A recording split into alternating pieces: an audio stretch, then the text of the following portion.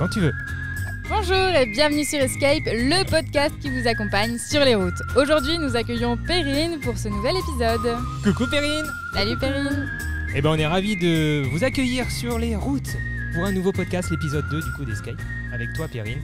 Et on est actuellement dans les Landes. On n'est pas... c'est pas le Pays Basque ici. Hein. Non, on est dans les Landes là. Hein, faut pas se tromper entre les deux je crois. Je pense qu'on est un peu entre les deux, mais dans les Landes.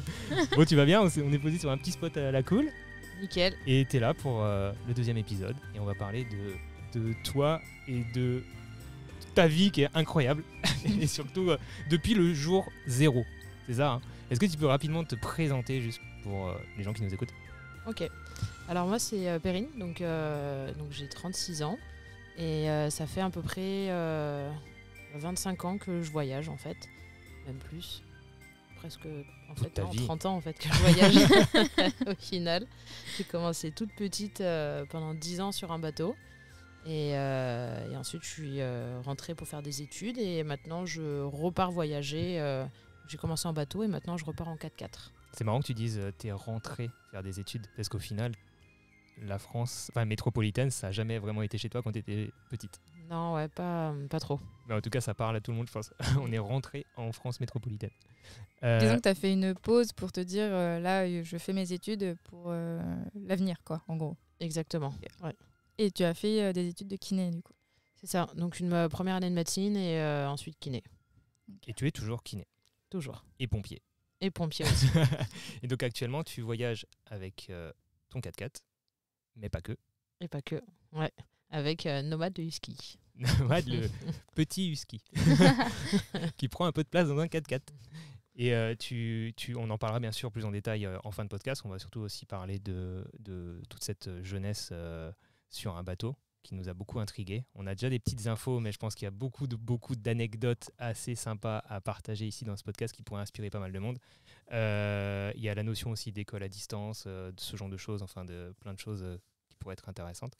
Est-ce que tu as d'autres questions à lui poser dès le début pour l'introduction, pour la présentation? Bah, moi, j'aimerais bien qu'on parte directement sur le jeu parce que ça va amener plein de sujets. Ah, on va directement mieux la connaître en fait. Donc on est parti sur le jeu. Eh bah jingle jeu alors. Ah oui, attends, normalement il faut siffler. T'es prête? C'est un carnage. Je suis sûr que les gens normalement dans leur véhicule là ils arrivent à siffler là, mieux que nous. Oui, mais là c'est un carnage. Voilà. Et ce qu'on s'est dit avec Bilal dans l'épisode 1, c'est que les gens peuvent pas déjà nous dire si ça les saoule qu'on siffle, parce qu'il n'y a pas de commentaires dans les podcasts. Ok. C'est vrai, ce qu'on n'a pas dit, Perrine, on en reparlera plus tard, mais tu as des réseaux sociaux aussi. Voilà. Oui. Et donc voilà, mais le podcast c'est une grande première pour toi. Et ouais, c'est la toute première fois, ouais. Tu te sens à l'aise? Ça se voit pas, je suis un peu rouge, mais vous pouvez pas le voir, donc ça va. Ouais, Non, toi, ça va va te détendre. Mylène, elle t'a préparé Allez, un petit tu préfères, ça on va va être cool. faire un C'est petit parti. jeu, d'accord? Donc je vais te proposer deux propositions du coup, et tu devras choisir, Okay. d'accord? Alors, le premier. Tu préfères ne pas avoir de douche ou ne pas avoir de toilette dans ton 4x4? On commence soft, tu vois. Ce que je préfère. Ne pas avoir du coup, entre les deux. En fait, c'est pas je préfère, mais on va dire la douche, c'est plus important. Donc là, si t'as pas de toilette, tout va bien quoi. Ouais, tu vas dans la nature. Ouais, ok. Tu préfères voyager en backpack en Thaïlande ou en 4x4 en France, si tu dois choisir entre les deux? Sachant que tu as déjà fait la Thaïlande en backpack, c'est ça, hein? J'ai déjà fait la France en 4x4 aussi. Oui, bah oui. Ouais, je précise pour les gens, parce que le 4x4, on en a parlé, mais... Alors j'ai fait la Thaïlande, mais j'étais pas en backpack. J'étais en bateau. Mais du coup, ouais, pendant 6 mois. Bah, j'ai envie de dire justement la Thaïlande en backpack. Justement, parce que je l'ai faite en bateau, avec l'emprise un peu... Enfin, du coup, les parents qui s'occupaient de nous, vu qu'on était petites, on pouvait pas faire notre life. Donc ça, c'est une nouveauté, ouais. Ok. D'accord. Ouais, franchement, moi, je voterais peut-être backpack en Thaïlande aussi, parce que 4x4 en France, c'est peut-être pas le meilleur pays pour faire du 4x4, quoi. Mais c'est pour ça que... Enfin, après, c'est deux trucs très très différents. C'est pour ça que j'ai mis ça, tu vois. Non. C'est le principe du tu préfères. Merci. Ensuite, tu préfères faire un road trip sans aucune panne, mais ne jamais croiser personne, ou faire un road trip avec vraiment mais que des emmerdes, mais faire plein de super rencontres? Je pense que c'est la deuxième option. Hein. on apprend dans toutes ces conneries, donc le but c'est de faire plein de rencontres. Est-ce qu'il t'est déjà arrivé des grosses galères avec Pat, avec ton 4x4 du coup? J'en ai quelques-unes. Ou certaines où j'étais seule. par contre. Ouais. Il y avait grosse panne et personne. Donc pas de rencontre. Et d'autres où, par contre, des galères où là, j'ai eu de l'entraide, énormément d'entraide, et ça, c'est cool. Et c'était quoi comme type de grosse galère vraiment? Des petites choses pas graves, mais qui t'embêtent dans le quotidien, du style l'alternateur qui a trop de poussière, donc qui recharge plus la batterie. Donc t'as plus de batterie, quoi, donc tu peux plus démarrer la voiture. C'est embêtant, ouais. Donc un truc tout bête, faut juste un coup de soufflette, mais donc ouais, ce genre de petite aide qui fait que tu rencontres des gens, que les gens t'as l'entraide et tout, et donc ça c'est cool. Et puis là, du coup, on est plutôt dans un contexte où il n'y a pas de panne et on est avec des autres gens cool. Exactement. Parce qu'en tout, on est à 4 équipages là sur le campement. Attends, on n'est pas encore reparti. Ouais, c'est vrai que J'avoue, on il s'est a pas beaucoup plu. embourbé. On s'est pas embourbé parce que là, on est 4, enfin, on est 2 boxers Ducato là, un sprinter 4x4 et toi en 4x4 patrol derrière, donc tu vas nous parler un petit peu plus tard. Et on s'est demandé plein de fois, on a tourné combien de temps pour trouver un spot? Ouah, plus d'1 heure. Ouais, un petit moment, on en a fait quelques-uns. Ouais, Disons qu'on prend un peu de place avec 4 véhicules, quoi. et surtout qu'on voulait pas s'embourber. Mais Et c'est surtout ça, qu'on est mais dans les Landes. Je sais pas si t'as vu ta roue arrière. Tout à l'heure, j'ai regardé au passage. C'est vrai. Non. Elle a l'air un Un peu enfoncé. Ouais, un petit peu, ouais. Mm. Bon, Et après, toi, tu as levé l'avant, mais Et toi, tu t'es dit quoi? Ouais, trop bien, peut-être qu'il y aura un peu d'action pour partir. c'est complet. Sachant Carrément. que devant notre fourgon, là, actuellement, il y a un énorme tas de cailloux. Oui, et Donc est on obligé de ne faire une peut marche arrière. pas... voilà. Hein, c'est- Mais du coup, on s'est quand même dit qu'il fallait qu'on fasse le Reels du jour. Et peut-être qu'au moment où les gens... sans aucun doute, le moment où les gens écoutent ça, le Reels est déjà sorti sur notre Instagram et sur le tien, où nous, on tracte ton 4x4, juste pour la blague. Ouais. On passe au prochain, tu préfères? Alors, tu préfères t'embourber seul dans la jungle ou avoir une crevaison en Iran? M'embourber seul. Moi, je dirais une crevaison en Iran. Parce que justement, il paraît que l'Iran, c'est le pays, tous les voyageurs qui sont passés, où il y a le meilleur accueil, en fait, des locaux. Et du coup, c'est... Et c'est un pays que tu veux visiter, enfin, tu veux aller Exactement. dans cette direction. T'as bien rebondi. Waouh, tu teases la suite du podcast. Il est bien pensé, ce tu préfères, C'est bien dis donc. organisé. hein. Incroyable. Allez, tu préfères suivant. Tu préfères toujours trouver des spots magnifiques mais envahis de moustiques ou des emplacements moins sympas mais sans insectes? Pas mal celui-là. hein. Ouais, il est pas mal.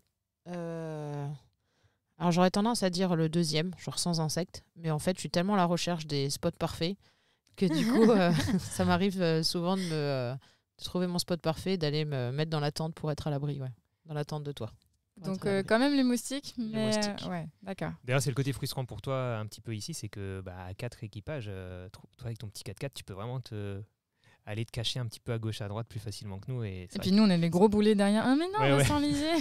Elle nous fait un petit sacrifice, c'est bien. Bon alors le dernier, c'est tu préfères un road trip dans le désert ou en Laponie Alors, je veux dire avec Pat? en Laponie. Parce que le désert, je l'ai déjà fait. Ouais. Même s'il y a plein d'autres déserts, hein, mais j'ai déjà testé, mais ouais, la Laponie. T'es allé où du coup dans le désert? Au Maroc.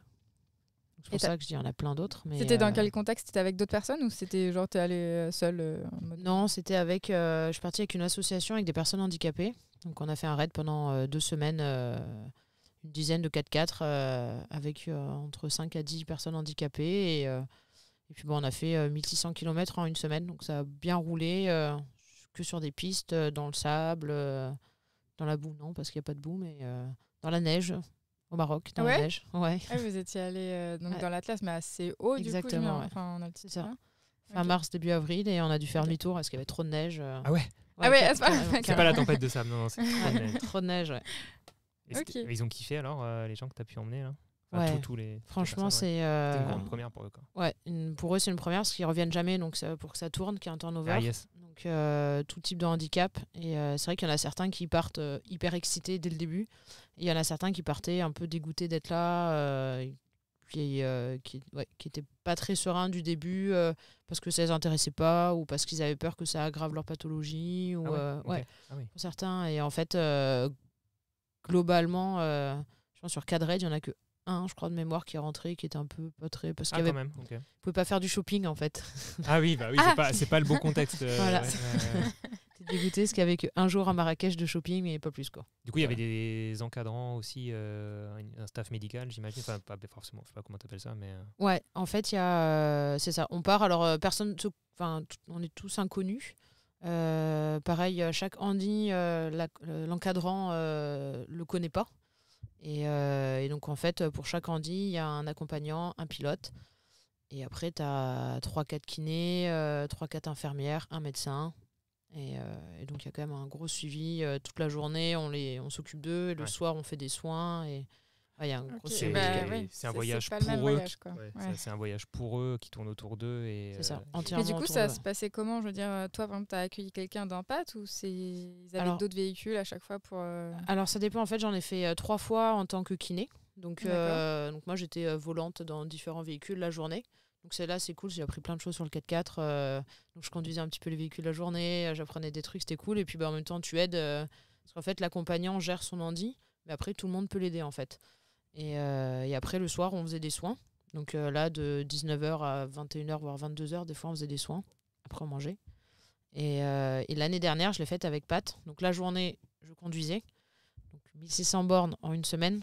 Waouh. Pas mal, ouais. Que des pistes. Voilà, c'est tout ça en fait, sur la piste. Que des pistes, il faut mettre ces détails. Donc la journée, j'étais du coup éclatée. Puis Pat, il m'a fait 2-3 petites pannes. Et donc le soir, après, il fallait enchaîner sur les soins. Donc c'est vrai que ça a été très intense la semaine, très fort en émotion. Mais très enrichissant, quoi. Ouais. Ok, trop cool. Donc ça s'appelle Handi Raid Passion. Handi Raid Passion. Et ça a lieu tous les ans.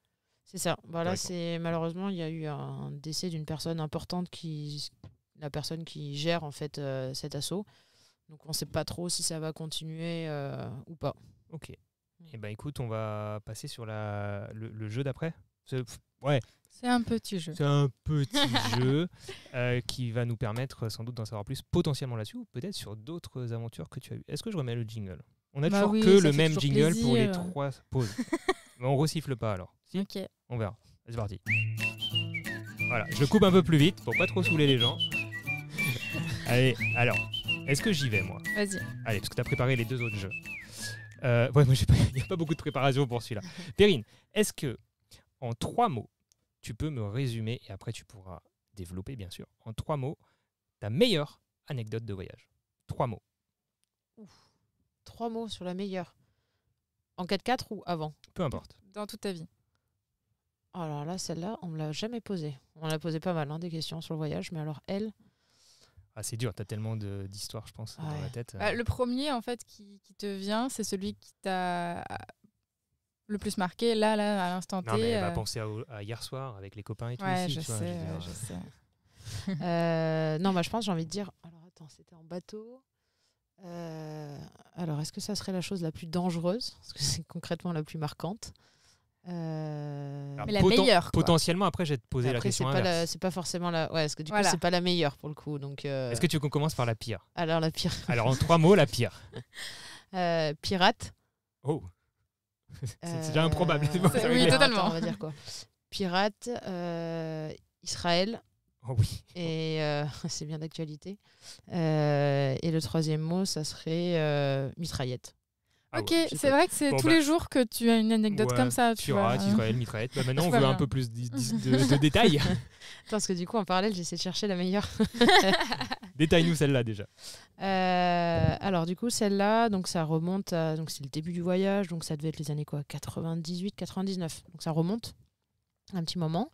Donc on était en bateau, on arrivait, donc on avait fait, pour remettre un petit peu une boucle en Méditerranée, donc la boucle Turquie, Grèce, Chypre, Syrie, Liban, Israël. Et donc juste avant d'arriver au port, on arrive la veille, ou le jour même, ou la veille d'une fête. Je ne sais plus qu'est-ce que c'était, mais du coup c'était une fête en Israël. Et détail apparemment marquant, parce que c'est souvent le moment où il se passe des petits attentats ou des petits événements en fait, pour marquer les coups. Et donc nous on navigue tranquillou et en fait d'un coup on voit un bateau qui arrive très vite vers nous. Donc en général c'était toujours un peu aux aguets sur ce qui se passe autour et donc là on regarde aux jumelles et du coup c'était une vedette. Donc un petit bateau, qu'est-ce que fait un petit bateau en pleine mer? C'était un peu bizarre. Et en fait ce bateau se rapproche très très vite de nous. Et aux jumelles, en fait, on voit un espèce de drapeau chelou, genre un peu pirate. Enfin, il est clairement le signe de pirate. Et un petit peu, alors on ne savait pas trop qu'est-ce que c'était comme signe, la Palestine, on ne sait pas trop. Enfin, c'était même pas, c'était chelou. On sait pas trop. Un Et drapeau. C'était vraiment la tête de mort avec les clairement. deux os là. Le cliché, quoi. Le cliché. Et des couleurs au milieu, quoi.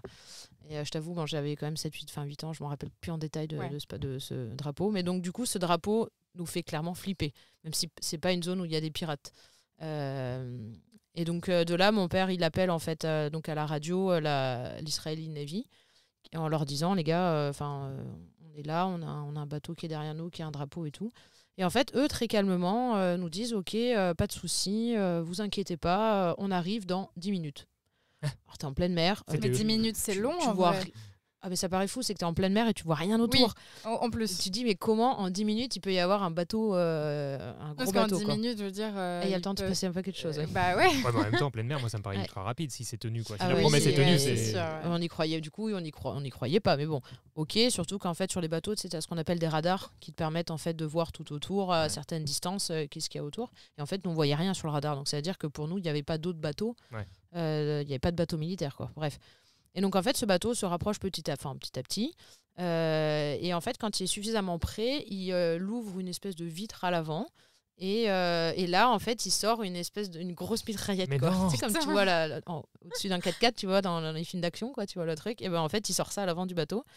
Et donc là, bon, du coup, on flippe. Donc mon père qui voit ça aux jumelles, tout de suite, il nous dit ma soeur et ma mère, allez vous coucher sous la ligne de flottaison, donc en profondeur dans le bateau.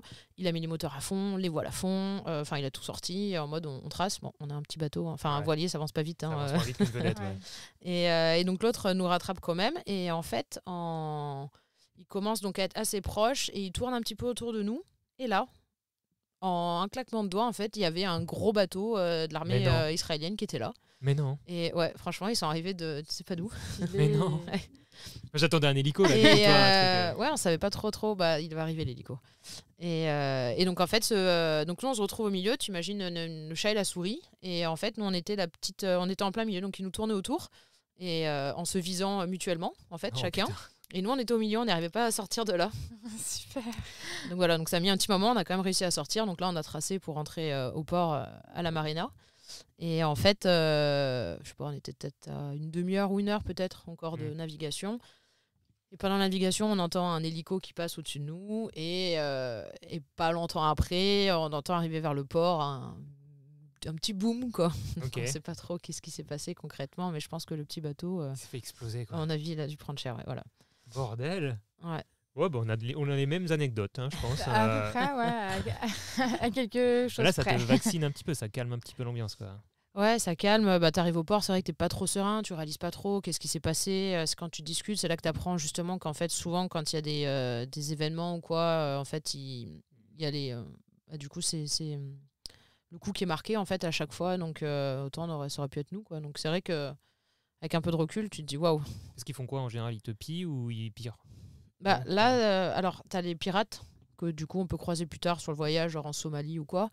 Où là, t'as plein d'histoires, c'est qu'ils te pillent, il y en a certains bah, du coup qui peuvent te violer, il y en a certains qui vont garder ton bateau parce que c'est intéressant pour le transport de quelque chose pour eux. Ah oui. Ou t'en as juste qui vont te tuer pour le plaisir, enfin tu as plein de trucs. Hein. Mais là c'est différent parce que c'était vraiment pour marquer le coup sur une fête bagarre des cultures, quoi. Donc enfin. Je vais parler un peu de toutes ces histoires de guerre, mais là, ils voulaient vraiment marquer un coup, donc ils s'en foutaient complètement de te piller ou quoi que ce soit, je pense. Vous êtes resté au port un petit peu pour calmer le truc ou vous êtes parti direct? Alors non, on est resté au port, et donc je me suis dit, ça remonte à plus de 25 ans, 20 ans plus en arrière, et en fait, on est resté un mois au port, donc c'était Ashkelon Marina, ça s'appelle. Je me rappelle de cet endroit, c'est un endroit où j'ai appris à parler anglais, je crois. Et donc, on est resté plus d'1 mois, c'est aussi on est resté le plus longtemps dans un port, enfin au tout début du voyage. Donc 1 an dans un port, donc 1 an avec d'autres enfants et d'autres personnes. 1 mois, ouais. 1 mois, t'as dit 1 an là. Ouais, 1 mois, pardon. 1 mois, pardon, ouais. Donc ouais, le temps que l'adrénaline retombe bien. Ouais, c'est ça. Si. Puis on a adoré. Je vais dire étonnamment, je sais pas, mais on a vraiment adoré. On a été hyper bien reçus en fait par les Israéliens. Okay. C'était vraiment un truc. C'était une belle halte et on a vite oublié cette histoire. Bon, est-ce qu'on peut passer sur la meilleure anecdote? La meilleure anecdote. Il y en a plus peut-être, c'est aussi pour ça que c'est plus compliqué. Ouais, c'est ça, j'espère pour toi qu'il y a plus de meilleures que de pires. J'ai envie de te dire des rencontres. Alors, je vais pas dire des rencontres avec des gens, ce serait dur de choisir. Mais des rencontres peut-être avec des animaux, du coup. Alors, si, je sais où je vais là. Aucun rapport, du coup. Je suis passionnée des requins et donc j'ai nagé avec des centaines, j'ai essayé de calculer, mais au moins milliers de requins, je pense, de requins de récif. Mais par contre, je suis passionnée par les requins blancs et les requins de tigre. Ils sont sympas ceux-là? Pas trop, hein. Alors, moins, mais tu as tout un système, en fait. Comme un chien, tu as des codes à lire, en fait. Et sur un requin, tu as des codes à lire, en fait. S'il remue la queue, ça va? En gros, mais clairement, la façon dont il remue la queue, c'est un truc, c'est un paramètre très important à regarder. Savoir s'il chasse ou s'il est posé chill dans l'eau, quoi. Exactement. En gros, tu as dit le truc, s'il est posé de chill ou s'il dandine des fesses, là c'est que tu restes pas autour. Quand il dandine des fesses, il y a la musique des Dents de la Mer en même temps, quoi. Exactement, c'est ça. C'est la vision qu'on a tous, du coup, dès que t'as un requin, il va sauter dessus de manger. Mais ouais, non, en fait, pas du tout. Mon rêve, moi, c'est de plonger avec un requin tigre au Bahamas, qui est très connu. Emma, c'est une vieille femelle qui... Et donc, tu nages dans une eau bleu turquoise avec elle. Et certains peuvent la toucher, enfin, ceux qui ont l'habitude, en fait, peuvent, du coup, la toucher. Donc, de certaines façons, hein, t'es pas en train de caresser un chien. Hein, t'as des techniques où, en fait, on endort les requins en leur touchant le nez. Je sais pas si vous avez oui, j'ai entendu ça. C'est une vraie info, ça. Ah oui, carrément. Il y a plein de récepteurs, en fait, au niveau du nez. Et du coup, t'as une technique, en fait, où tu viens leur toucher le nez. Et du coup, ça les endort, ils sont en truc catatonique, donc en fait, ils bougent plus du tout. Et en général, c'est le moment où ils se mettent en position sur le dos, ils arrêtent de bouger. Tu leur grattes le ventre. Quoi. Et là, tu peux leur faire ce que tu veux. Et par exemple, c'est les techniques, les orques connaissent très bien l'intelligence des orques. Je rebondis sur plein de sujets. Mais que les orques connaissent ces techniques, justement, et c'est le seul prédateur des requins, à savoir l'orque. Okay. Et donc, du coup, ils se transmettent ce savoir entre eux. Et en fait, les orques attaquent les requins en utilisant ces techniques-là, en les mettant sur le dos, justement. Incroyable. Ouais, c'était l'anecdote. Donc, ouais. Tu dis que c'est pas fait, mais du coup, ta meilleure anecdote. C'est donc requin, tigre, requin blanc. Et du coup, Afrique du Sud. Ça marche. Déjà, tu t'es rappelé qu'il fallait donner 3 mots, c'est bien. donc là, avec des requins blancs, du coup. Donc, ouais, j'ai fait une plongée en cage avec des requins blancs. Donc, c'était toi qui étais dans la cage, oui, au milieu de tous les requins. Enfin, il y en avait un, clairement, c'était déjà suffisant. Il y en avait un monstrueux dans une eau trouble au possible, donc en fait tu le voyais pas, et genre quand il était à même pas 1 mètre de la cage, d'un coup t'avais ce monstre qui faisait je sais pas 4-5 mètres, il était monstrueux, et t'avais cette tête là qui était là. Et lui, quand il te voit dans la cage, je sais pas, il a envie de... Non, c'est vrai que tu as plein de films où t'as le requin qui rentre dans la cage, où t'as plein même d'histoires, hein, il passe la tête et tu vois les dents qui claquent. Non, clairement, là, il arrivait en fait d'un coup, et donc avec sa gueule, parce que c'est impressionnant quand il a la gueule ouverte, donc il avait... Puis vu que tu vois rien, et d'un coup, t'as des dents en face de toi. Vous voyez pas la tête de Mylène, mais... Mais t'as pas paniqué à un moment donné J'étais en flip, mais total. D'accord. J'étais en flip total. En plus, je voulais absolument filmer la scène, et en fait, j'étais en mode hyper concentré sur mon truc, en fait, et tu vois très bien quand tu vois dans un écran, en fait. Et d'un coup, quand tu vois le truc qui est là et tu lèves la tête au-dessus, tu fais oh, il est là. Oh shit, c'est vrai, quoi.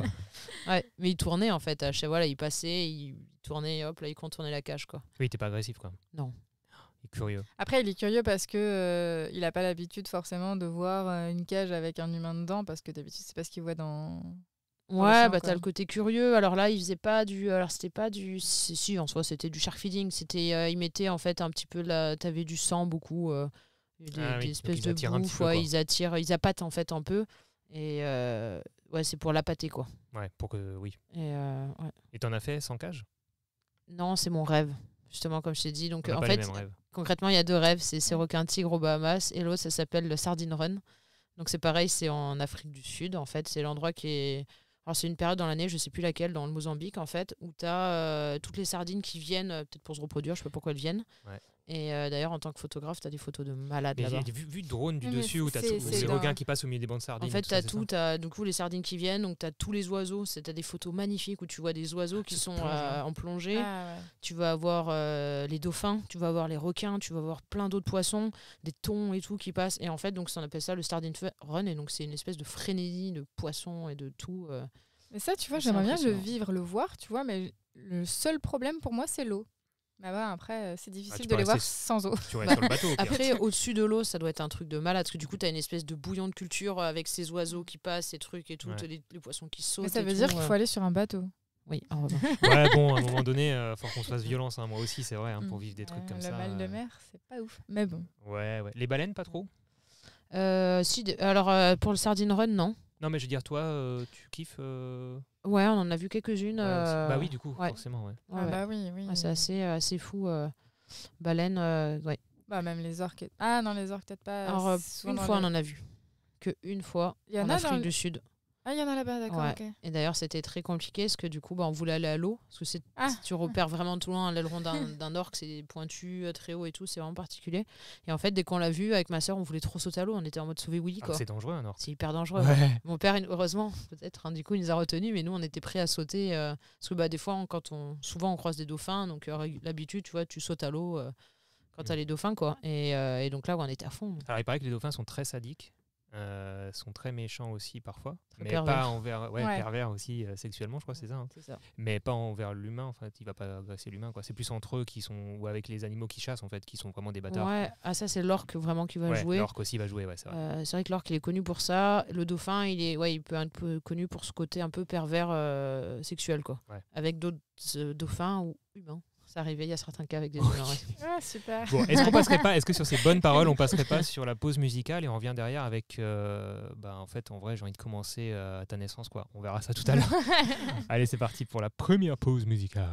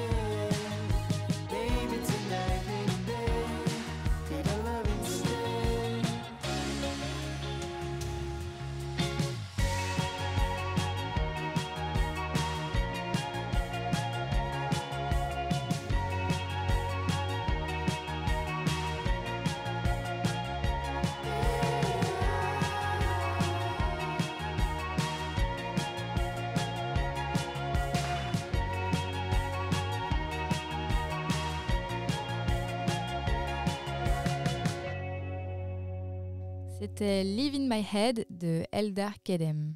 Bon, pendant la pause musicale, Perrine commençait déjà à nous dire qu'il y avait des tonnes d'anecdotes de pirates et d'autres trucs. Donc je pense qu'on va pouvoir attaquer dans le vif du sujet avec cette enfance déjà improbable. On a déjà eu un petit aperçu. Atypique. En fait, avec toi, j'ai envie de te demander déjà, t'es né où? Parce que j'ai l'impression qu'il faut commencer genre à l'instant zéro, quoi. Je me trompe? 91. Essonne. Ah, bon, alors là, ça va. Okay. Ouais, basique. Franchement, naissance. Ouais. Basique, exactement. Donc, tu as grandi en fait dans le 91. Voilà. Et c'est à partir de quand que tes parents ils se sont dit Allez, ciao. Non, allez, ciao, on va aller vivre sur un bateau. Alors, jusqu'à 8 ans. Du coup, jusqu'à mes 8 ans, on est parti 1 an en bateau. Donc, ça devait être une année, à la base, c'était une année sabbatique. Il partait juste. C'était un délire de mon père et ma mère, elle était pas très. Elle avait le mal de mer en plus. Donc, elle était plus bon, bah, ok, tu fais ta crise de la quarantaine, on suit. Mais les filles, elles ont une éducation. Donc, on part 1 an. Et 1 an après, on est retourné en France. Et donc là, on va pas choisir la facilité et retourner à Paris. Du coup, on est parti en Haute-Savoie. Pendant 1 an, on est parti dans une ferme en Haute-Savoie. Et donc, on s'est rescolarisé 1 an. Et ensuite, on est reparti en bateau, normalement pour 1 an encore, pour rejoindre des amis. En fait, on les a jamais rejoints et ils sont jamais rentrés, les parents. Ils sont toujours, Ils sont toujours sur le bateau. toujours sur le bateau. Ouais. Et Actuellement, là, ils y sont toujours. Ils on y est sont d'accord. toujours, 35 ans après, ouais. incroyable. Et c'est toujours le même bateau d'ailleurs. Toujours le même bateau. Incroyable. C'était quoi comme bateau? Tu l'as dit tout à l'heure. C'est Un voilier, donc un catamaran. un catamaran. Donc c'est catamaran, c'est 2 coques. Exactement. C'est un peu plus stable. Beaucoup plus stable. C'est vrai? Ouais, carrément. Qu'un monocoque. Et après, t'as. Ah ouais, monocoque, t'imagines un petit bouchon qui bouge de tous les côtés avec le vent. Dès qu'il y a du vent, du coup, le bateau gîte, on appelle ça, donc il s'incline. Ouais. Donc en fait, toi, quand t'es dedans, si t'es debout, en fait, t'es dans un angle à 45 degrés des fois par rapport à ton bateau. Donc c'est juste horrible. Et en plus de ça, tu rajoutes les vagues. Donc il est penché et en plus il bouge. Ouais. Alors qu'un catamaran, ça gîte pas. Et du coup, il va juste avoir les vagues il De va face, quoi. de Enfin, face ouais, ou de côté. Et vu que tu as les 2 coques, ça ça va un peu mieux. va mieux. Quoi. Et du coup, l'espace de vie, il est dans les coques ou il est au milieu Surtout au milieu. Surtout alors. au milieu, donc Ouais, t'as un truc qui dépasse comme ça. c'est ça. Et En fait, dans les une coques, cabine, tu vas quoi. avoir les chambres, Ok. les douches. Par exemple, nous, avant, sur le bateau, on avait 2 baignoires quand on l'a pris. Oh, C'était, il y en a plus ça m'a fait qu'aujourd'hui un dans Pat. bateau, Ouais, grave. Un bateau de luxe, c'était pour le coup. Et 2 baignoires en carrelage. Il y en avait une qui était en carrelage. C'est le détail, Incroyable. quoi. Le mec, quand il a fait ça, ouais. Et donc, oui, donc dans les coques, c'est l'espace pour dormir et tout. Et en fait, au milieu, c'est l'espace de vie, salle à manger, salon. Attends, je reviens sur la baignoire. Cuisine Mais attends, et une tout, quoi. baignoire dans un bateau, mais tu remplis la baignoire, il s'agite, ça en fout partout. Ça gîte pas un cata. Genre vraiment, ouais, et, les vagues, t'as dit, et après, quand tu même, vas quoi. le faire. Tu prends pas une douche en naviguant, quoi. Ouais, Enfin, t'es hacké, quoi. et ensuite, c'est complètement une aberration parce que tu prends pas un bain sur un bateau, quoi. Enfin, clairement, tu Bah connais oui. en vanne, on a un problème d'eau. Tu te douches dedans, quoi. Ouais, c'est ça. Puis, Donc, où est-ce que tu vas vas remplir, dans l'eau, quoi. Ouais, Tu vas te c'est ça. baigner, tu prends juste une douche après, quoi. Donc vous partez d'où? Et c'est quoi est-ce qu'il y a vraiment un tracé un peu qu'on peut s'imaginer pendant. Attends, t'as fait ça donc de à peu près 9 ans, 8-9 ans, Ouais, c'est ça. jusqu'à. En tout cas, on avait jusqu'à 18 ans. C'est là Donc où j'ai une quitté le dizaine bateau, d'années, du coup. Ouais. Ok. Et du coup, vous avez parcouru quoi à peu près? Alors, en gros, toute la Méditerranée, donc, comme je te disais, Turquie, Grèce, Syrie, Liban, Israël. Ensuite, on a passé le canal de Suez, donc Ouais. toute la mer Rouge. Donc, toute l'Égypte, Soudan, Érythrée, Yémen. De là, ça a été la première grande traversée. Donc, on est allé jusqu'aux Seychelles. Seychelles, Mayotte, Madagascar, Afrique du Sud. Donc là, du coup, toute l'Afrique de l'Est jusqu'au Sud. De là, on a fait des boucles entre... on a adoré l'Afrique du Sud, donc on est retourné à Mayotte, on a un peu travaillé, on est retourné en Afrique du Sud, on est retourné à Mayotte. Et donc ça paraît pas beaucoup quand je te dis ça, mais c'est C'est énorme des comme, traversées de plus de 3 semaines. Hein. C'est des faciles même. C'est des longs trajets. Hein. Ouais. Et de là, on est remonté jusqu'aux Seychelles. Et pareil, la deuxième grande traversée, donc ça veut dire 1 mois en pleine mer. Donc là, on est allé aux Maldives. Les Maldives, pareil, autre grande traversée pour la Malaisie, Thaïlande, toute l'Indonésie, Papouasie-Nouvelle-Guinée, Bornéo, tout ça, et Salomon et Nouvelle-Calédonie. Donc on s'est posé pour faire le lycée. Alors par contre, quand tu dis par exemple vous aimez bien l'Afrique du Sud, vous aimez bien, enfin vous passiez du temps parfois dans des pays à terre ou pas tant? Non, malheureusement, ça coûte cher. On n'avait pas forcément ce budget-là, du coup. Donc c'est vrai qu'on a toujours une base, on a toujours vécu sur le bateau, vraiment. Après, en Afrique du Sud, par contre, on avait acheté une voiture sur place, donc vu qu'on est resté 6 mois. Donc ça nous a quand même permis d'aller se balader un petit peu. Mais Donc vous restiez à quai, en fait, mais par contre, vous profitiez quand même de la culture du pays, vous allez visiter un Ouais. petit peu et tout ça, quoi. Ouais. Pas Mais partout. Vous reveniez quand même à chaque fois au bateau, quoi. Ouais, C'était pas vraiment- partout, ouais, pour le coup. En Afrique du Sud, on n'avait pas le choix parce que tu peux pas être au mouillage, donc on était à quai. En plus, vu qu'on a un gros bateau, on était à quai avec le port autonome, on appelle ça. Donc c'est le quai avec les remorqueurs. Donc c'est les bateaux qui viennent sortir des cargos. Et donc en fait, c'était trop cool parce que du coup on s'est fait pote avec tout l'équipage des remorqueurs, donc on passait nos journées dans les remorqueurs. Moi j'ai conduit à 10 ans, je conduisais des remorqueurs. C'est l'histoire qui paraît ouf, mais moi quand j'y pense je me dis mais c'était fou de me laisser faire ça, mais j'ai mis un cargo hacké quoi. Mais mais vraiment moi au joystick quoi, vraiment ouais. Et donc ouais non, c'est vraiment le seul endroit où on était vraiment hacké et on avait ce pied à terre avec la voiture. Et sinon c'est vrai que souvent pendant le voyage on était au mouillage, donc c'est vrai que tu as quand même une distance là pour aller à terre, faut que tu ailles avec un Zodiac et tout, et on n'avait pas trop le budget quand même à ce moment-là pour pouvoir aller se balader et vraiment découvrir toute la culture. Ouais. D'accord. Est-ce que du coup, alors du coup ça fait énormément de navigation, mais par contre ce qui est encore une autre étape, là c'est déjà énorme, mais c'est de traverser le Pacifique ou l'Atlantique totalement, non? Enfin l'Atlantique peut-être c'est plus facile, j'imagine. Alors ça on l'a pas fait du coup, je connais pas du tout le continent américain. Pourquoi on a traversé tout l'océan Indien et un bout du Pacifique. Après normalement là t'as certaines mers qui sont connues pour être très dangereuses plus que d'autres, notamment du coup en Afrique du Sud. Le passage L'Espérance, c'est ça, hein? Alors non même pas, c'est en fait l'endroit entre je sais plus comment il s'appelle, entre Madagascar et l'Afrique en fait. Tu as ce détroit, et c'est pas un détroit mais c'est au canal en fait, et c'est connu pour on appelle ça les vagues scélérates. Je sais pas si tu as entendu parler ou vu des images des fois de cargos qui se retournent. Ah c'est là-bas? Ouais. Souvent. Les scènes sont un peu des fois ils ont même fait des films là-dessus. La scène est connue en fait, d'un coup tu as un mur qui arrive de plus de dizaines de mètres de hauteur et en fait qui passe comme ça, et du coup ça retourne des cargos quoi. Normal. Ouais. T'as vu, il y a une flaque d'eau dehors, moi elle m'impressionne déjà. Mais par là par exemple, moi j'aurais tendance à me dire il y a aussi des pirates vers Madagascar, tout ça, non? Alors non, les pirates tu vas les avoir plus haut en Somalie, et maintenant c'était ça a beaucoup changé maintenant, ça a bien évolué. Il y a eu pas mal d'armées qui s'est installées sur place. Maintenant, les gens, quand ils partent en convoi avec des mercenaires sur les bateaux. Maintenant, les pirates, ils vont plus attaquer à cet endroit-là, en tout cas, des gros cargos, on va dire. Ils vont chercher les gros trucs, mais pour des voiliers, pour nous, c'est plus trop dangereux. Et par contre, c'est au détroit de Malacca où ça craint plus maintenant, donc c'est vers l'Indonésie. C'est devenu le nouveau coin. D'accord. Ouais. Là-bas, ça doit être sympa de naviguer, par contre, en dehors de ça, parce que tu as plein de petites îles, tu as plein d'endroits où aller. Alors, t'as pas l'air convaincu? Non, parce qu'en fait, ça, on l'a partout. Plein de petites îles et plein d'endroits où aller, où tu l'as partout. Ou une petite île où en fait, t'es le premier touriste qui arrive, ou le premier blanc qui voit sur cette île, en fait, t'en as partout. Et par contre, tu vois, l'Indonésie, c'est un endroit qui était très stressant pour nous pour naviguer, parce qu'en fait, t'as énormément, c'est très connu pour la déforestation là-bas. D'accord. Et donc en fait, ils coupent tous les arbres et ils les embarquent sur des bateaux.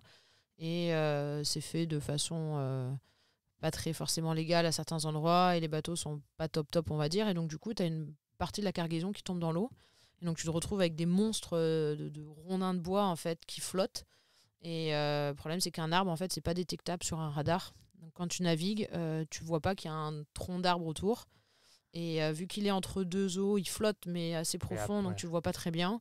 Et par contre tu te tapes ça avec son bateau, clairement tu pètes la coque, tu fais un trou, tu peux couler quoi, suivant le truc. Donc c'est une zone de navigation qui est très stressante là-bas, et tu navigues pas de nuit du coup. Alors est-ce qu'on... Oui, pardon, vas-y. J'allais dire du coup, quand vous arrivez sur des petites îles, ça vous est déjà arrivé du coup d'arriver sur des petites îles et ils ont jamais vu de touristes et tout ça, et là ça se passe comment? Ça c'était le quotidien, enfin franchement ça a été vraiment le quotidien de ce voyage, où du coup en fait en général à peine t'as fini de poser ton ancre, t'as une pirogue qui arrive, et du coup t'as toute une famille dans la pirogue, et qui viennent essayer de te troquer des fruits, des légumes, de la viande. Donc moi j'ai grandi en troquant les Barbie, les t-shirts, les Playmobil, et voilà, on a fait énormément de trocs, et c'est vrai que limite à un moment donné tu n'arrives plus à avoir ta... c'est beaucoup en fait, c'est tout le temps beaucoup, très envahissant, parce que du coup t'en as une qui arrive et t'en as plein qui arrivent, donc c'est marrant, mais quand c'est H24 tous les jours, au bout d'un moment t'as juste envie d'avoir ton petit moment de calme des fois. Mais sur ces îles, je veux dire, c'était des populations qui étaient aussi civilisées que le pays auquel elles appartenaient, ou c'était c'était vraiment des îles vraiment reclus, donc ça comme je te dis, donc tout ce voyage, j'étais à 20 ans, enfin 25 ans, et donc 15 ans en arrière, donc il n'y avait pas Internet, il n'y avait pas tous ces trucs-là, donc ça a sûrement dû changer, j'espère pour ou pas, justement, parce que franchement, ils étaient très bien avec ce qu'ils avaient aussi. Et ouais, non, ils étaient vraiment reclus, très reclus. Mais c'est super parce que du coup, on s'est retrouvés invités dans des familles, à faire des mariages locaux, mais vraiment, truc, Là, tu découvres des cultures totalement différentes, même des Ouais. religions qu'on ne connaît même pas aussi. C'était vraiment fou. Après, il y a eu dans certains endroits quand même la barrière de la parole. Ouais. Parce que du coup, ils parlent pas anglais. Enfin, suivant les endroits où t'es, mais du coup, ils vont pas parler anglais. Il n'y avait pas les Google Translate comme maintenant. Donc, c'était quand même assez compliqué. Pour avoir une discussion un peu plus poussée pour comprendre leur culture et tout. Du coup, ils t'invitent à une fête. C'est un peu dur à comprendre qu'est-ce qu'ils fêtaient, quoi, tu vois. Donc c'était un peu le côté un peu dommage, on va dire. Ouais. Mais non, c'était hyper magique, enrichissant. Puis quand tu as des enfants, c'est vrai que c'est... comme moi, là, je vois en voyageant avec le chien, c'est un aimant. Mais du coup, sur un bateau, quand tu as deux petites blondes qui courent partout, clairement, c'est un aimant. Enfin, déjà, eux, de voir deux petites blondes, ils n'ont pas l'habitude. Du coup, on n'est même pas commencé par le contexte un peu. Donc, tu avais tes parents et tu avais aussi ta sœur sur le bateau. Exactement, ouais. Aussi une grande sœur et un chien. Okay. Vous aviez un chat sur le bateau ? On a eu 2 bergers allemands. D'accord. Ouais. Ah ouais. Gros chien en plus. Ah oui, effectivement. Ouais. Ouais. Ils ont le mal de mer, les animaux. Bah ouais, ils peuvent. Non, ils peuvent, parce qu'en ce moment, mes parents ont un chat. Et le chat est un peu malade quand ça bouge beaucoup. Alors attends, du coup, il mangeait pas de croquettes, j'imagine, plutôt comme vous, quoi. Ouais, le chien, il était, c'était riz poisson. Son régime, ou riz requin, même du coup, dans certains endroits où on était. Ouais. Est-ce que vous pêchez ou c'était... Est-ce qu'on parlerait pas de la bouffe ? Comment vous vous débrouillez sur un bateau ? Pour la nourriture déjà. Du coup, on mangeait effectivement, comme je disais tout à l'heure, on avait un budget qui est quand même assez limité pour voyager autant de temps. Donc, quand on allait faire les courses, on achetait 10 kilos de pâtes, 10 kilos de riz, 10 kilos de farine. À la fin, on a eu un congèle. Au début, on n'avait pas de congèle, donc un petit peu de viande. Et sinon, voilà, on faisait notre pain. La base, on pêchait tous les jours. Donc, moi, toute petite, j'ai commencé à pêcher. Donc, autant là, en ce moment, où on est posé sur notre petit spot avec nos vannes en ce moment, il y a un petit cours d'eau. J'aimerais bien aller pêcher, mais je suis incapable de pêcher parce que je ne connais pas ce type de pêche. D'accord. Mais par contre, sur le bateau, donc c'est les pêches à la traîne où tu vois, donc tu vas attraper. J'ai des photos de moi et qu'il y a des espadons qui sont plus grands que moi. Quoi, À la traîne, c'est-à-dire que tu laisses. C'est pas au filet, c'est vraiment à la. T'as une ligne en fait. La ligne aussi, ouais. Une ligne qui est accrochée sur une canne à pêche. Ouais. Et pendant que tu avances, tu as un petit leurre qui se fait secouer dans l'eau comme ça. Et donc tu peux le laisser 3 jours traîner derrière le bateau, t'as rien, ou toutes les 10 minutes tu mets un petit frein avec un petit bruit, et donc quand t'entends le zzzz, là c'est le moment où tout le monde court à la canne à pêche. Et le chien connaissait très bien ce bruit et c'était le premier arrivé à la canne à pêche en général. Et puis là tu remontes comme tu as dû peut-être voir ou quoi, des fois quand tu vois les pêcheurs là, quand ils chopent des gros thons, là, tu les vois qu'ils jouent derrière avec potentiellement. Alors même pas, parce que là c'est des poissons des fois qui font la moyenne du poisson c'est plus de 10 kilos, mais plus. Ah ouais. Donc les puisettes c'est mort. Donc même des fois on avait des thons de plus d'1 mètre. Enfin, les puisettes, c'est mort. Donc là, tu as un gros une gaffe avec un très gros crochet. Et donc, du coup, quand tu arrives à l'arrière du bateau, parce qu'en général, tu es en pleine mer, ça secoue toujours un peu. Enfin, c'est pas le moment où c'est très pratique. Hein.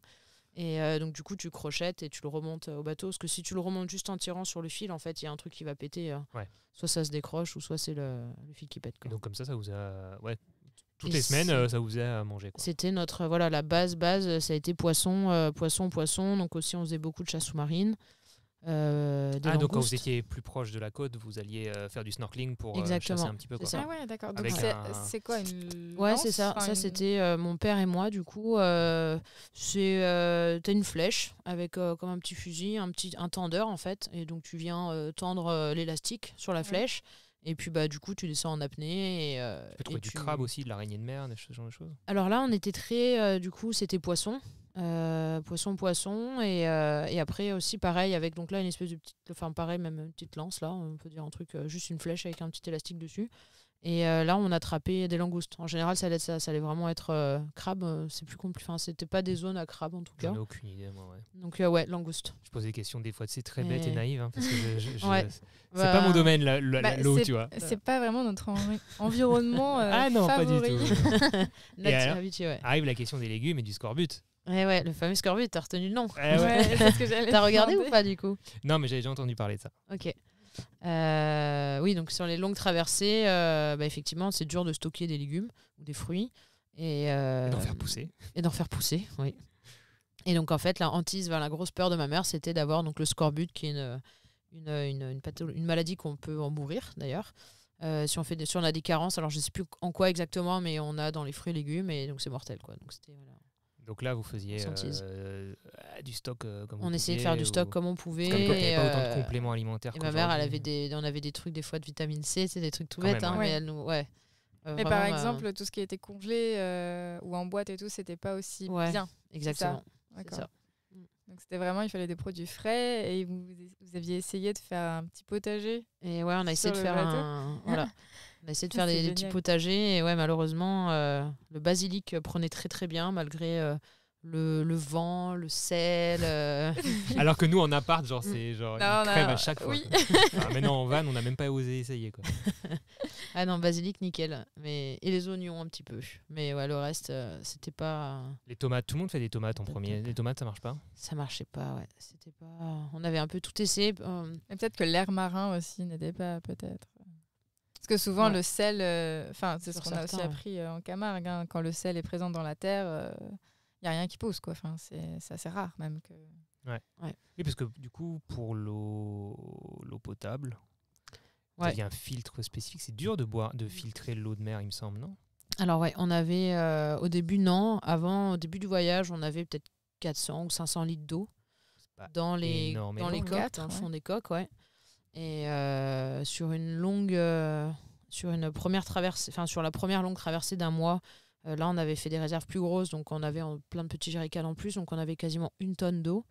Okay. On a eu un petit souci de pas de vent pendant cette traversée qui s'est éternisée plus long que prévu et du coup on avait toutes les réserves qui ont diminué, notamment la réserve d'eau, c'est la plus quand tu es en pleine mer, c'est celle qui fait flipper et donc en fait suite à cette mauvaise expérience, mon père a installé un désalinisateur en Afrique du Sud, donc ça va transformer l'eau de mer en eau douce. Donc c'est alors je me rappelle plus les débits, mais je veux dire peut-être en 1 heure ça fait 100 litres peut-être, un truc comme ça. Ok, ce qui est pas mal quand même. Ce qui est pas mal, et ça te rend, t'es autonome. Et donc là tu peux vraiment, genre avec ce genre de système, tu peux vraiment être full autonome. Ah oui, tu bois complètement le truc, ouais. Les seules choses, c'est qu'en général, alors c'est une espèce de... La membrane, en fait, elle est très fragile et elle a besoin de tourner tous les 2-3 jours. Il faut la faire tourner. Ah yes. Et donc, par exemple, il faut que ça soit de l'eau propre. Tu vois, si tu vas te faire désaliniser dans un port, laisse tomber, tu vas pas la boire. D'accord. Et tu vas éclater ton filtre. Donc ça veut dire que suivant les endroits où tu es, quand tu es, exemple, je sais pas, tu es pendant ton voyage, tu vas rester, je sais pas, on va dire, tu vas rester 1 mois en Thaïlande, tu sais que tous les 2-3 jours, si tu es vers le port ou à l'endroit où tu as tous les bateaux, tu sais qu'il faudra que tu t'éloignes et que tu ailles un peu plus en pleine mer pour pouvoir récupérer ton eau, quoi. Waouh. Bon, alors déjà, là, c'est pas mal. Ensuite, il nous reste quoi? L'électricité, panneaux solaires? Alors, non. L'électricité, ça a été très long. Au début, on n'avait rien.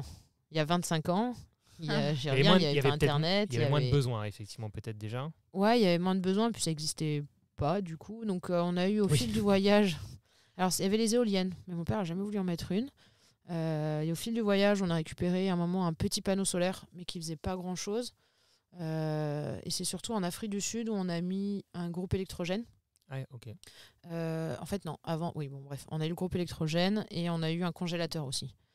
Et donc, en gros, on tournait le groupe, un congèle exprès de bateau. En fait, on le faisait tourner 2 heures par jour.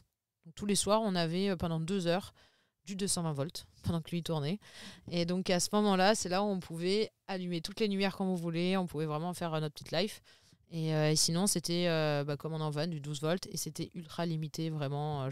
Si tu voulais lire le soir dans ta chambre, au bout d'1 heure, mon père, il coupait le fusible, quoi, tu vois, s'il te faisait comprendre que c'était fallait arrêter.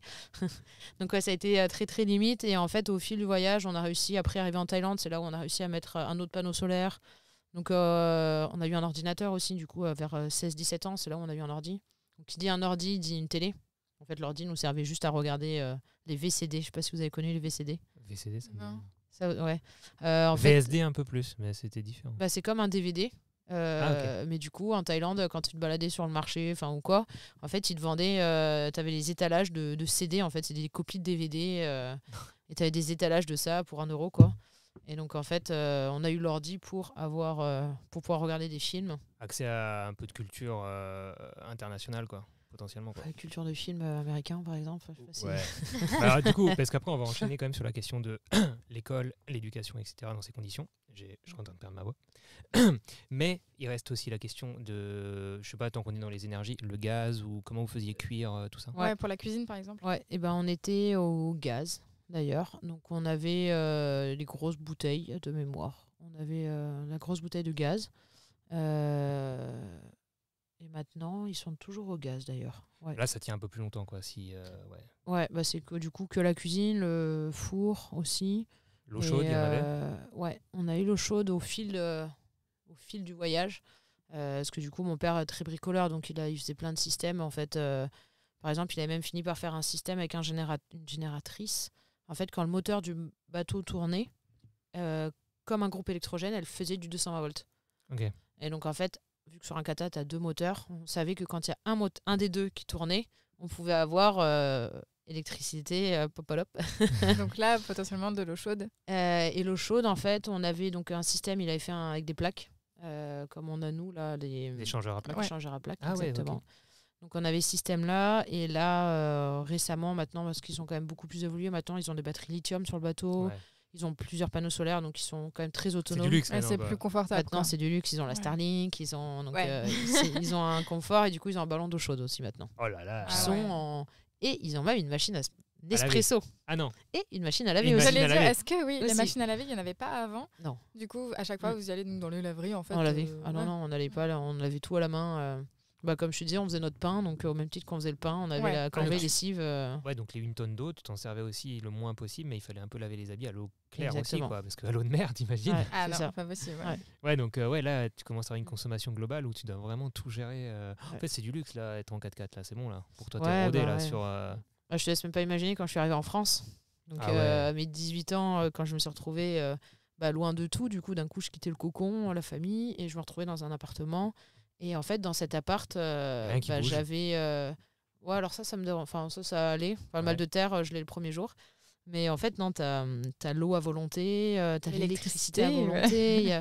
Tu veux sortir, en fait, t'as juste à pousser une porte et t'es dehors, quoi. Enfin, tu vois, c'était un peu dur au début de s'acclimater à tout ce confort, quoi. Alors, on parlera tout à l'heure de pourquoi t'es rentré. J'imagine que c'est pour les études, etc. Mais parle-nous de, justement, pendant cette période-là, comment se passe la scolarisation?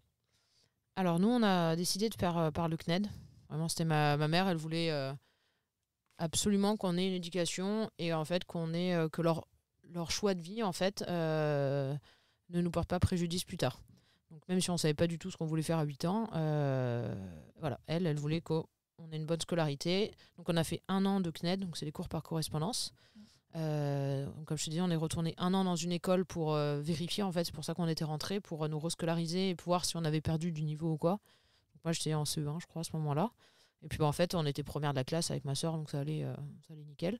Et donc c'est là où on est reparti, et donc on a fait ces 8 ans du coup, un peu moins de CNED. Donc on travaillait tous les jours, donc il n'y avait pas de week-end, il n'y avait pas de férié. On faisait 2 heures par jour, donc tous les matins, de 9h à peu près à midi. Ouais, donc c'était pas beaucoup, mais c'était tous les jours. C'est ça. Ouais. C'était on avait notre rythme tous les jours, hop, on bossait. Donc les longues traversées, des fois on bossait double. Et comme ça, quand on arrivait, on savait qu'on avait... on pouvait profiter un peu, quoi. On essayait d'avoir toujours quelques jours un peu de joker, on va dire. On pouvait profiter après. Donc voilà, ça a été... c'était le rythme. On a passé... Donc moi j'ai passé mon brevet et ma soeur son bac de français en Thaïlande, dans un lycée français. Et je passe mon brevet en Thaïlande. Cette phrase, elle est quand même... Et vu que tu nous as déjà un peu parlé de ça, je veux que tu expliques aux gens le trajet pour y aller. Oui. Donc oui, c'était effectivement la mission, parce que du coup, vu qu'on était toujours en bateau, et ça revient à la première question, tu demandais si on se baladait un peu à terre, donc pas trop. Et là, en fait...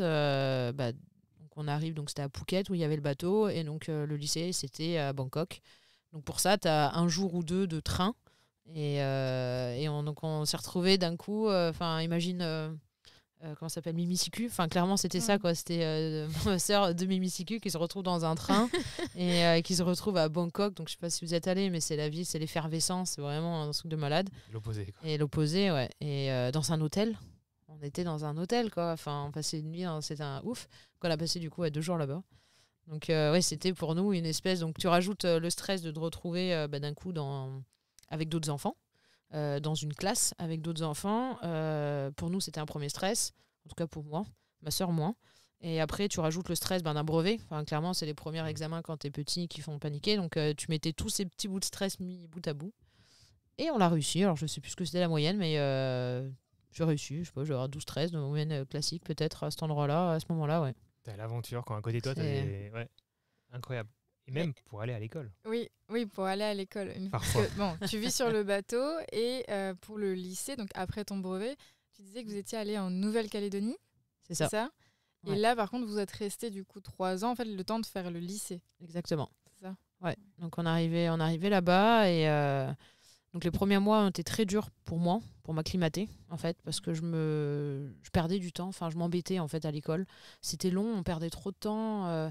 L'habitude, tu travailles vite, bien. Enfin, le peu de temps que tu passes, c'est efficace pour passer à autre chose en fait. Tu sais que tu as une page à faire, tu peux la faire tu procrastines ou tu la fais, tu vas te baigner après. Et en fait, l'école, c'était très très long. Donc ça a été première acclimatation un peu difficile.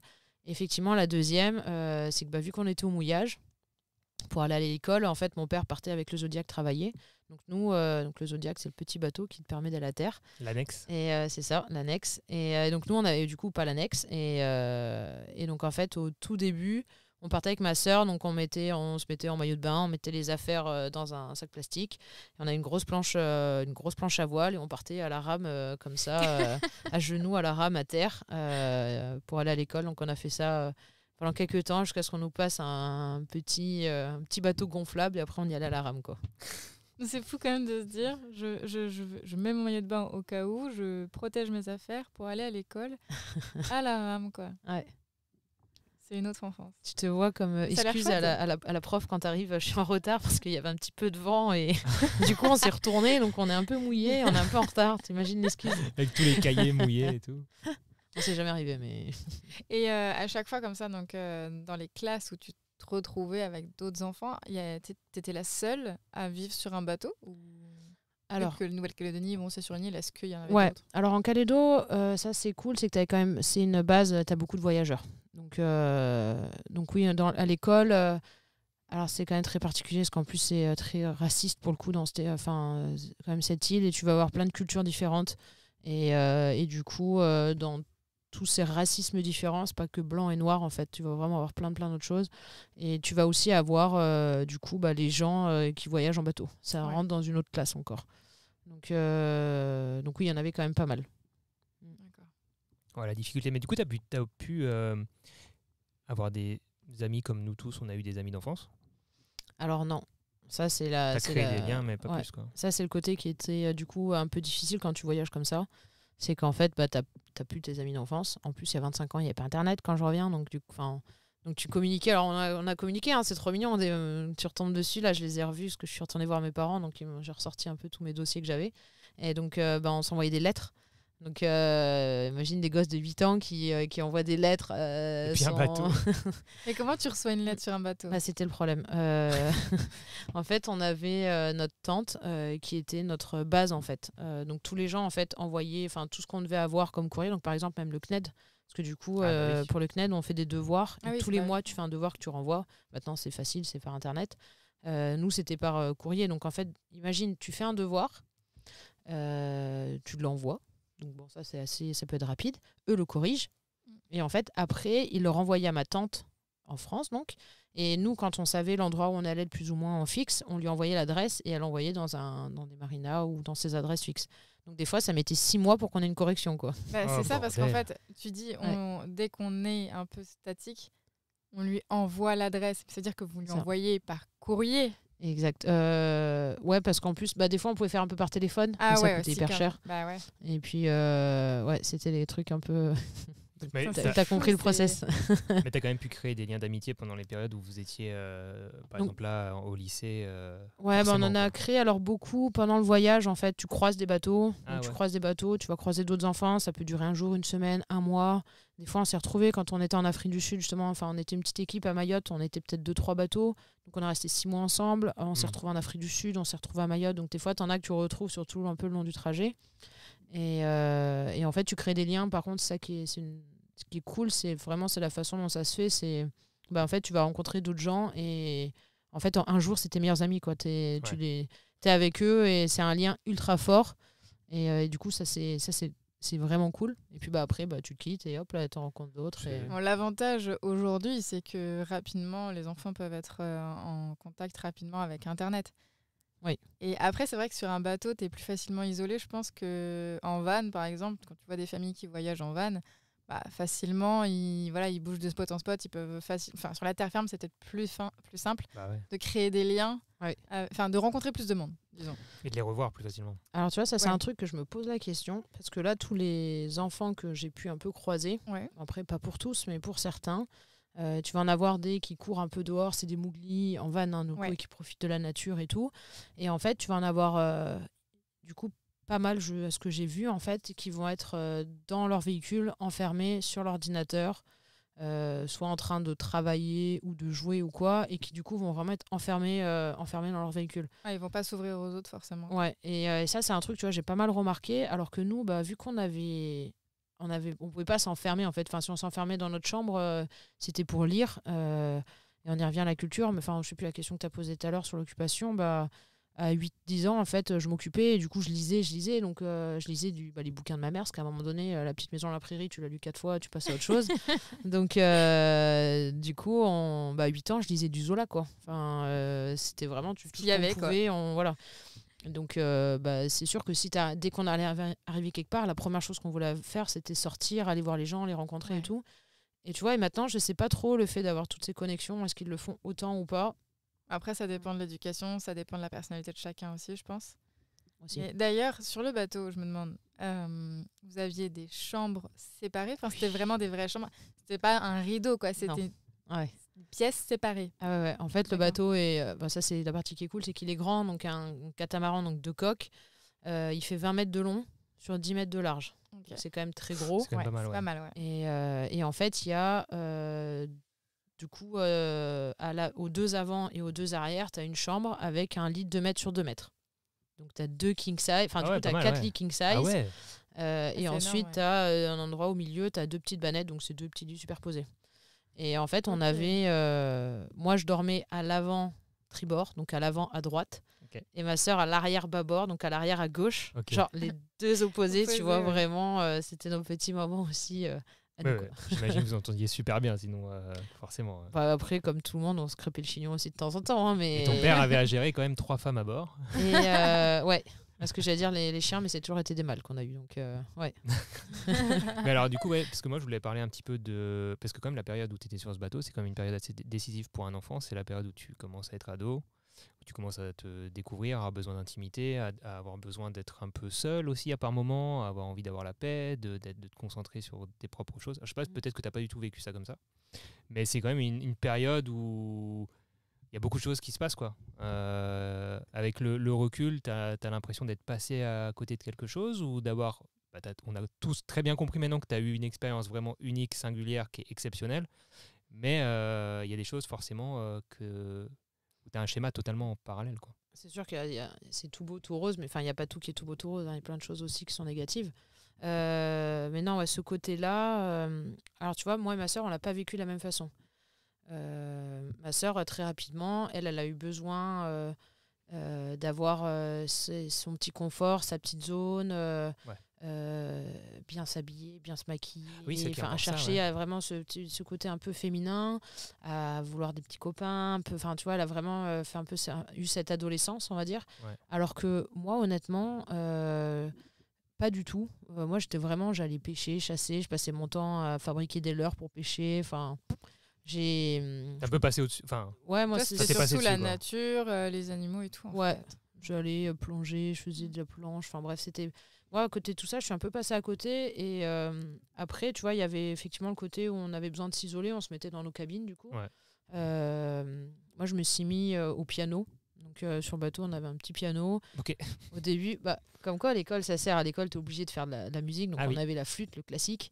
Et donc en fait du coup je me suis mis à la flûte, puis j'ai bien aimé, et puis après j'ai un peu évolué au piano, et c'est vrai que c'était le moment où je m'isolais dans ma chambre et je jouais du piano. Ah, donc t'avais le lit king size, mais en plus t'avais de la place pour mettre un petit piano, quoi. Exactement. Trop bien. Trop bien. Je me fais une image de cette chambre qui a vraiment genre un petit cocon complet. En plus quand tu vois, genre t'es pas debout, enfin En fait, dans la coque, quand tu arrives, tu es debout. Mais après, pour monter dans le lit, en fait, le lit remonte sur le milieu du bateau. Ouais. Donc, en fait, tu montes un petit escalier. Et donc, quand tu es assis dans le lit, donc à l'arrière, les lits sont plus bas. Donc, tu es un peu assis, penché. À l'avant, tu peux être assis droit. Mais tu vas pas te lever, quoi. Tu vois, tu tapes la tête, quoi. C'est trop bien. Petite cabane. J'imagine tellement.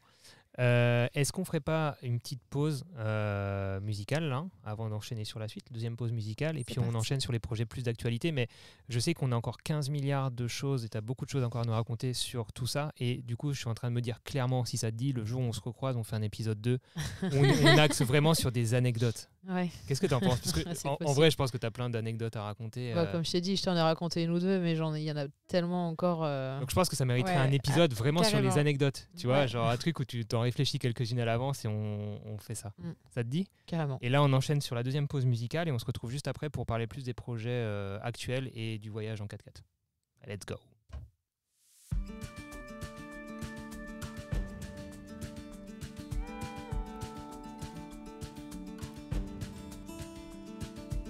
Could find on through all these doors,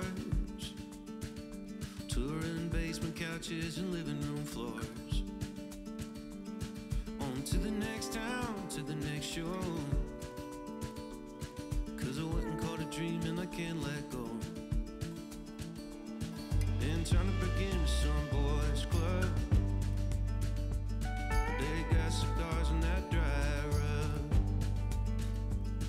I'd love to sing them all my songs, to see what I got.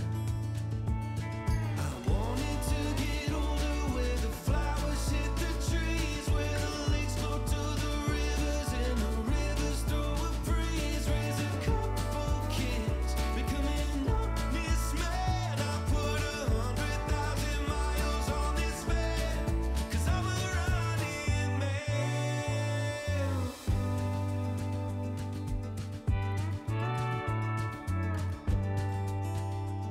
Sometimes I feel like I'm insane, expecting different fruit from the same damn thing.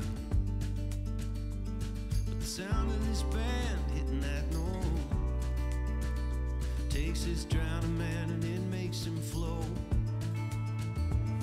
I wanted to get older, where the flowers hit the trees, where the lakes flow to the rivers and the rivers throw a breeze, raise a couple kids, becoming honest man. I put 100,000 miles on this van, 'cause I'm a running man. I'll keep on running, man. Oh, I'm running, man. I'll keep on running, man. 'Cause I love to sing you all my songs, and when you sing along, it brings on something that I thought was gone. It turns the switch back on. I wanted to get older, where the flowers hit the trees, where the lakes flow to the rivers and the rivers throw a breeze, raise a couple kids, becoming honest man. I put 100,000 miles on this van, 'cause I'm a running man. I'm a running man. I'm a running man. I'm a running man.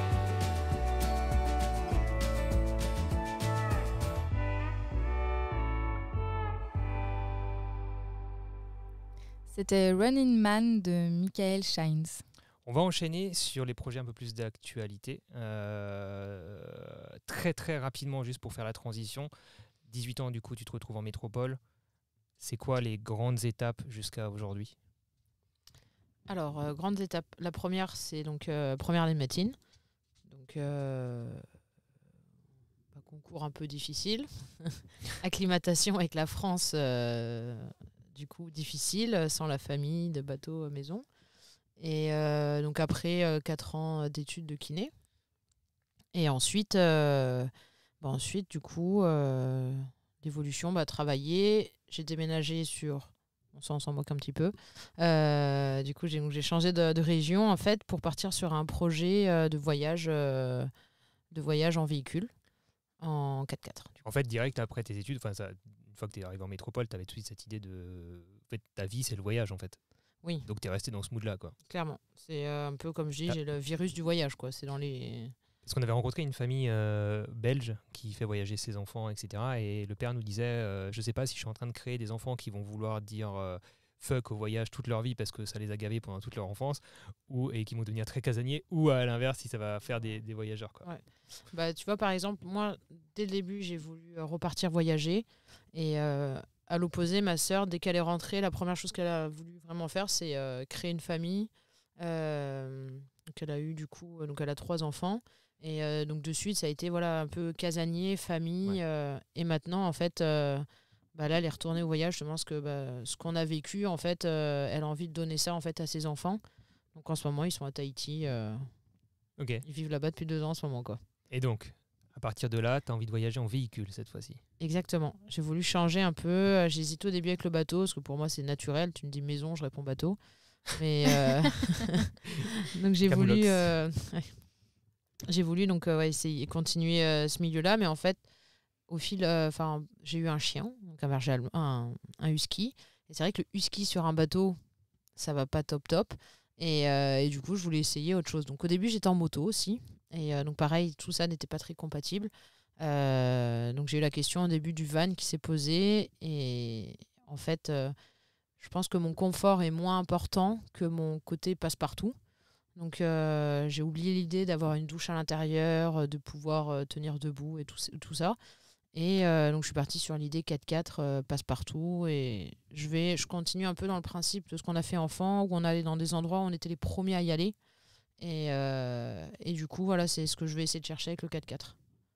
Peut-être pas forcément être les premiers maintenant, ça doit plus trop exister. Mais... Donc quand t'as acheté du coup Pat, donc c'est un Nissan Patrol. Qui est assez vieux, non? C'est ça, il a une vingtaine d'années? Ouais, c'est ça, 21 ans. Ouais. Et à ce moment-là, tu t'y connaissais un peu en mécanique, aménagement et tout, ou vraiment t'as tout appris avec lui? Ouais, en fait, j'ai appris avec celui d'avant. Parce qu'en fait, avant Pat, j'ai eu un petit Jeep. D'accord. Ça a été un petit peu la transition. Il n'était pas trop cher. Il était vieux aussi. Et donc, c'est là où j'ai... clairement, j'avais acheté le véhicule 5000 balles. J'arrive au garage en me disant je vais faire une révision. Et en fait, le gars me dit la révision, c'est 1000 balles. Ok, d'accord, c'est le prix du véhicule. Ok, bon, sortez-moi un devis. Et en fait, avec ça, j'ai acheté des pièces moi. Et grâce à YouTube, j'ai fait plein de tutos. Et du coup, l'arrivée de YouTube entre-temps. Ouais. Exactement. Et donc, j'ai fait la mécanique, du coup. T'as appris toi-même, en fait. C'est ça. Okay. Et donc, tu as fait ton aménagement toi-même aussi. Alors, il y a moins de choses à faire dans un 4x4. C'est pas tellement vrai. Il y a toujours plein de choses à faire. Hein. C'est juste qu'il y a moins d'espace. Donc, mais il y a quand même plein de choses à faire. C'est pas cubique. Hein. D'après les aménageurs, en tout cas, avec qui je discute, ou d'autres gens qui aménagent d'autres véhicules plus gros, ce qui en ressort, c'est qu'en fait, c'est beaucoup plus dur. Parce que du coup, tout est petit. Donc, tu peux pas te permettre de faire quelque chose de plus simple, mais de perdre la place. Et tu dois optimiser les moins de petits centimètres. Et comme tu viens de dire, c'est pas cubique. Donc, tu as des formes toutes biscornues. Donc, soit tu décides de faire un cube et tu perds la place, ou soit tu décides de t'adapter et là, tu te prends la tête. Ça me fait penser que du coup, si les gens sont curieux, on a fait un 4x4 tour sur notre chaîne YouTube il y a quelques mois et qui est toujours disponible donc sur la chaîne YouTube Escape. Vous pouvez aller voir les petits rangements, je me rappelle, pour les couverts, pour voilà. C'est du sur-mesure. Il y a vraiment plein de petites astuces. Imaginer, bricoler à gauche, à droite. Et tu l'as vraiment aménagé vraiment pour... alors, malgré que ce soit petit, pour avoir tout confort, quoi. T'as l'électricité, t'as même de l'eau chaude, donc t'as ta douche en extérieur. Elle a plus d'eau chaude que nous. Tu t'es même aménagé, donc t'as une tente de toit. Ouais. Et t'as même aménagé une terrasse de toit. Ouais, aussi. Donc c'est quand même grand luxe. Ah non, il y a quand même il y a le chauffage, il y a le chauffage dans la tente aussi. Ouais, non, c'est bien, minimaliste, mais on peut même faire une raclette. Avec la fourchette. Oui. Ouais. Et alors, attends, le projet, c'est quoi? Parle-nous du grand projet que tu prépares. Alors, et surtout, on va parler, parce que tu en parles sur tes réseaux, et les gens vont se poser la question, comment on peut financer un projet comme ça? Parce que tu travailles énormément, c'est quand même important de le souligner, quoi. Ouais. Alors, je vais commencer par la deuxième question, du coup. Donc, le financement, donc c'est quelque chose... je travaille ce projet depuis 5 ans. Donc, j'en rêve depuis quelques années. Et vraiment, depuis 5 ans, c'est là où je me suis dit, allez, c'est parti, je veux partir. Donc, au début, c'était juste un peu... je savais que j'allais le faire, mais j'avais pas de date, rien. Et donc, je me suis dit, je commence à trouver toutes les étapes pour mettre de l'argent de côté. Et en fait, petit à petit, donc j'ai commencé... donc, je travaille beaucoup donc en tant que kiné. Et en fait, j'ai une double activité, du coup, vu que je suis pompier volontaire aussi. Donc, je travaille la nuit et les week-ends en tant que pompier volontaire. Donc, c'est quand même un peu plus une passion, parce que clairement, c'est pas ça qui rapporte beaucoup.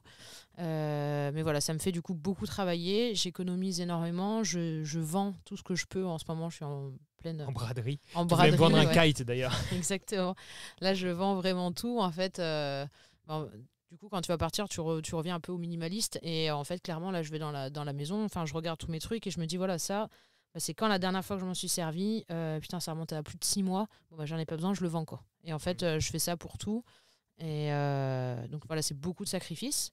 Et beaucoup de travail, je le ressouligne parce que tu t'arraches beaucoup en tant que kiné à faire des journées pas possibles pour pouvoir t'offrir de la liberté, quoi.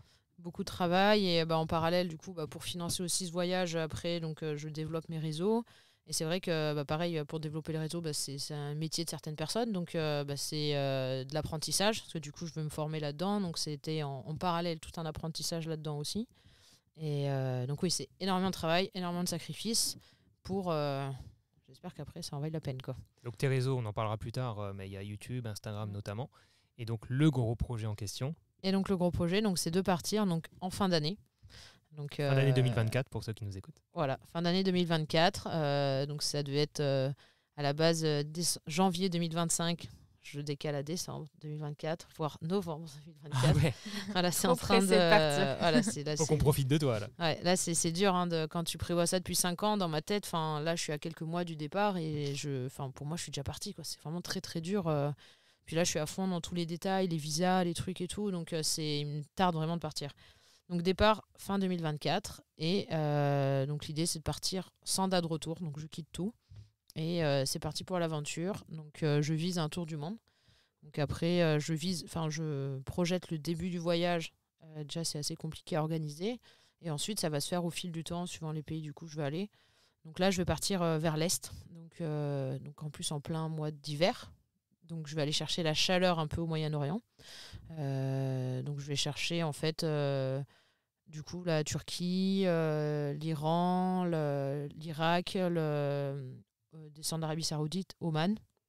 Donc chercher un peu la chaleur par là et quand il va commencer à faire un petit peu trop chaud, remonter là vers tous les pays, donc la Géorgie, après Kirghizistan, tous les pays en stan, Kazakhstan et évoluer vers là et la Mongolie. Et arriver au bout, porte-conteneur, un truc comme ça. Et arriver au bout, en fait là ça va vraiment dépendre de combien de temps du voyage on est, comment sont mes finances, si du coup mes réseaux ont réussi un peu à décoller et à m'auto-financer le voyage.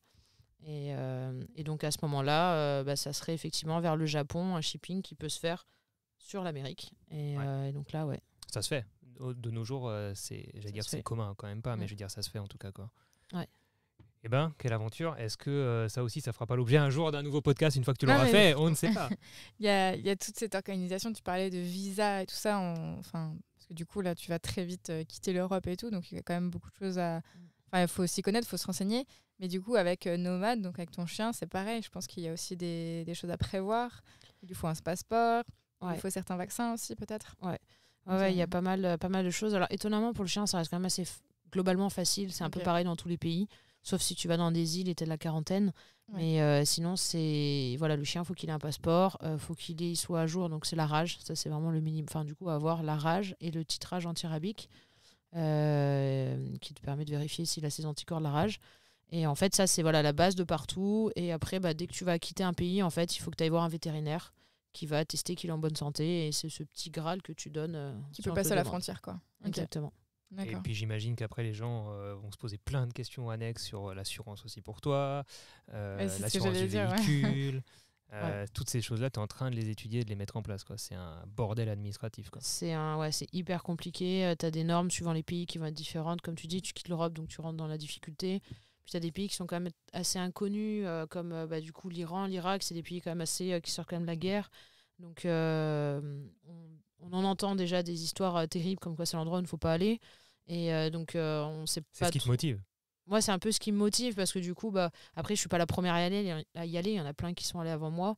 Et en fait, les retours qu'il en sort à chaque fois, c'est que c'est pas du tout ce qu'on voit aux médias et qu'en fait, c'est des pays qui sont très accueillants et tout. Et en fait, c'est pour ça que j'ai vraiment envie de montrer aussi comment ça peut être. Et en tant que femme seule, comment ça peut être dans ces pays-là. Mais effectivement, donc ça reste, c'est difficile d'avoir des infos.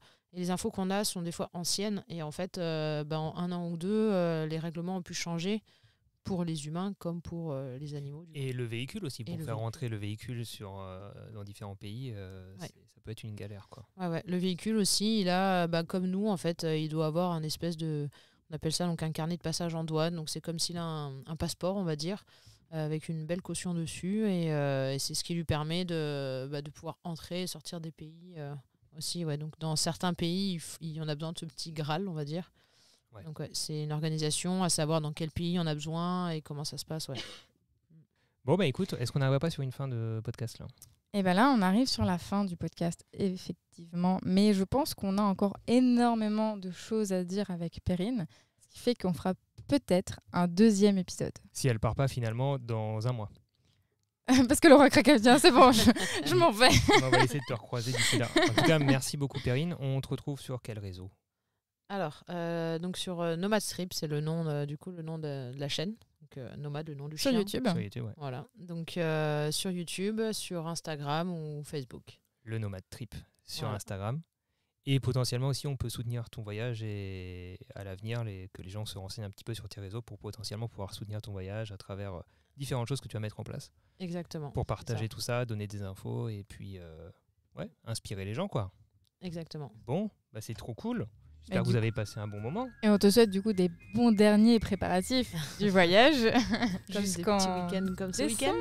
Ouais, c'est ça. Et là, on a hâte de sortir. Il a arrêté de pleuvoir là dans les Landes. Enfin. Et on va peut-être pouvoir profiter de l'extérieur un petit peu, rejoindre les copains, aller faire les boutiques, acheter un kite. Et dire que t'achètes pas de mien alors. De quoi? Ça veut dire que t'achètes pas de mien alors. Mince. Je sais pas. Tu vas pas soutenir mon voyage alors. D'une autre manière. Merci Perrine. Merci Perrine. Bon voyage tout le monde. Bonne route.